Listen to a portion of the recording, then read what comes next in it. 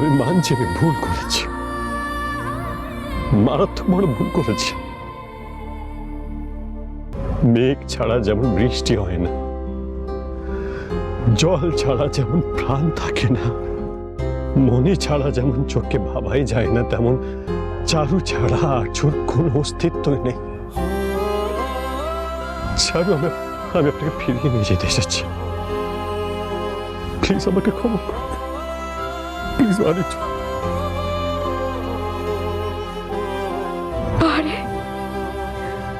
আপনি যখন তখন আমাকে যা ইচ্ছা তাই বলবেন, আর আমি তো বললাম আমি ভুল করেছি, অনেক বড় ভুল করেছি আমি তো বললাম। কিন্তু আপনি তো আপনার শরীর বাবাকে খুব ভালোবাসেন, আপনি তাহলে ক্ষমা করবেন না আমাকে? চারু, আপনি আমাকে ক্ষমা না করলে আমি ভীষণ কষ্ট পাবো। আর আপনি যে আমাকে এত কষ্ট দিলেন, তার বেলা আপনিও তো আমাকে ভালোবাসেন, নাকি এখন আর বাসেন না? বাসি তো, সেই জন্য তো ফিরিয়ে নিয়ে যেতে এসেছি। আপনি আমাকে এইভাবে সন্দেহ করবেন, আমি কোনোদিনও ভাবতে পারিনি শহরের বাবু। আপনি আমাকে, আমাদের সন্তানকে কি করে অস্বীকার করলেন শহরের বাবু? আমাকে এইভাবে আমার ভালোবাসার মূল্য দেবেন আমি কোনোদিনও ভাবতে পারিনি। ছাড়ো, আমি আপনাকে ক্ষমা করে দিই। আমি যা করছি তার জন্য আপনি আমাকে যা শাস্তি দেবেন আমি মাথা পেতে মেনে নেব, কিন্তু আপনি আমাকে ছেড়ে কোথাও যাবেন না।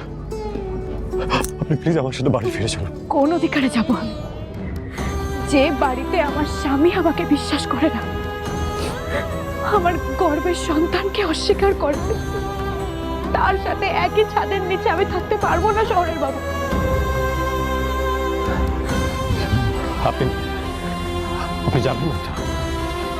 বেশ, আপনি যদি আমার সাথে বাড়ি না ফিরে যান তাহলে আমিও যাব না। যে বাড়িতে আমার যাওয়া নেই সেই বাড়িতে আমার থাকার কোনো মানেই হয় না। আপনি যাবেন না তো? বেশ, আমি তাহলে বাসের নিচে নিজের জীবন দিয়ে দেব। উনি যখন ওনার ভুল বুঝতে পেরেছেন তাহলে ওনাকে ক্ষমা করে দিন দিদি। হ্যাঁ, মেনে নিন না, মেনে নিন। আপনি তো মা হতে চলেছে, এই সময় নিজেদের মধ্যে মনোমালিন্য হলে যে আপনার বাচ্চার উপর প্রভাব পড়বে। আমি আবার বলছি ছাড়া, আমি আপনাকে নিয়ে যাব। আর আজকে যদি আমি আপনাকে আর আমাদের হবু সন্তানকে এখান থেকে না নিয়ে যেতে পারি তাহলে আমার উপর থেকে এই বাসকে পেরিয়ে যেতে হবে। চলেন।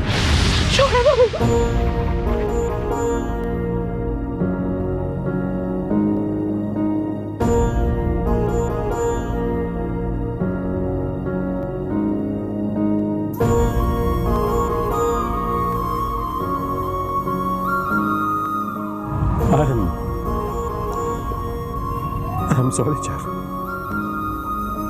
I'm extremely sorry.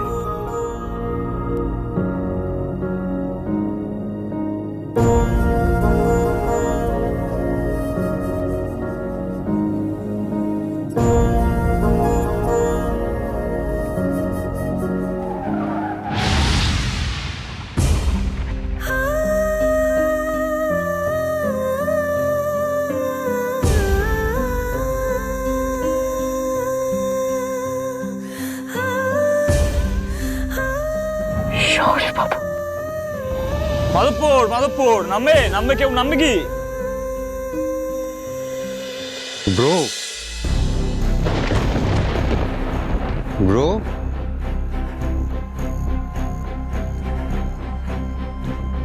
ব্রো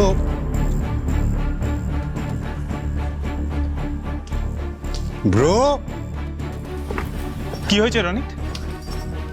আরে আমি তো ব্রোকে খুঁজতে এলাম কিন্তু কোথাও তো দেখতে পাচ্ছি না, কোথায় গেল বলো তো? তাহলে কি আমাদের কথা শুনে আর্য বাধ্য হয়ে চারুকে আনতে গেল? বিনয়, রক্ত দেখো, এত রক্ত কোথা থেকে এলো? ওই তো রক্ত। কাকিমণি, চুপকি। চুমকি, তুমি কোথায় গেছিলে? আমি চারুকে ফিরিয়ে আনতে গেছিলাম। ফিরিয়ে আনতে গেছিলে মানে? দেখা হচ্ছে, এসেছে চারু? না কাকিমণি, আমি ওর কাছে অনেক অনুরোধ করেছি, কিন্তু ও আমাকে পরিষ্কার জানিয়ে দিয়েছে যে ও দাদা ভাইয়ের সাথে এই বাড়িতে আর থাকতে পারবে না। ও মাধবপুর চলে গেছে। ও তো পাগলের মতন রাস্তায় ঘোরাফেরা করছিল। থাক, ওসব কথা থাক বলছি। আচ্ছা, অমৃতা অংশ কোথায়? ওরা শেষ চেষ্টা করতে মাধবপুর গেছে। তাহলে ব্রো এত রাত্রে গেল কোথায়?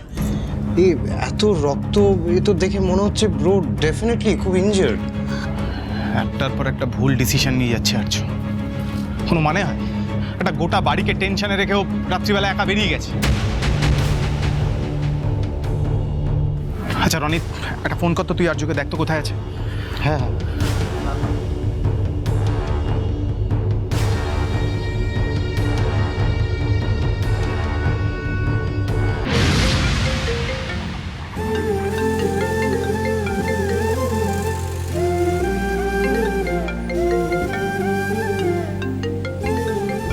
এই মুহূর্তে চারু কোথায় যেতে পারে? মাধবপুরে? হ্যাঁ, মাধবপুরে গেছে।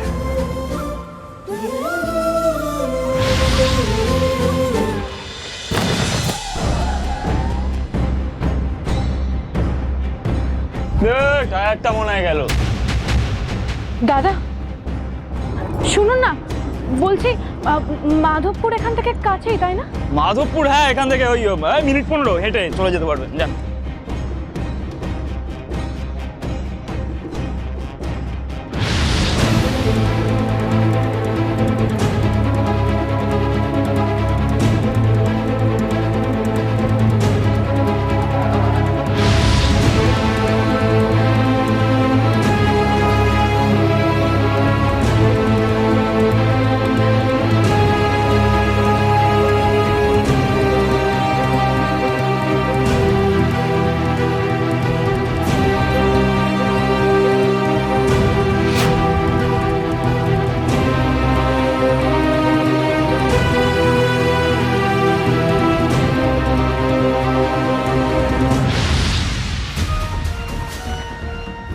দাদা দাদা, এক সেকেন্ড। এই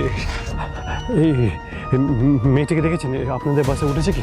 হ্যাঁ হ্যাঁ হ্যাঁ হ্যাঁ হ্যাঁ, ইনি তো বাসের ভেতরেই আছেন।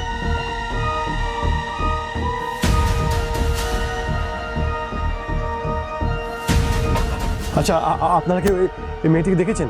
হ্যাঁ, এতক্ষণ তো ওই ওখানেই বসেছিলেন, এই মাত্র নেমে গেলেন উনি।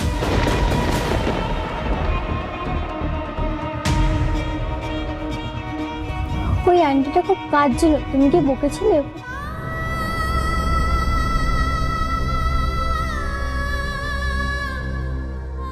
রাধা মাধব, তুমি আমায় এত অসহায়, এত একা করে দিলে। কি পাপ করেছিলাম আমি ঠাকুর? আমার জীবনে এরকম একটা দিন আসবে আমি কোনোদিনও ভাবতেও পারিনি। আমার শহরের বাবু আমায় এত আঘাত দিল ঠাকুর।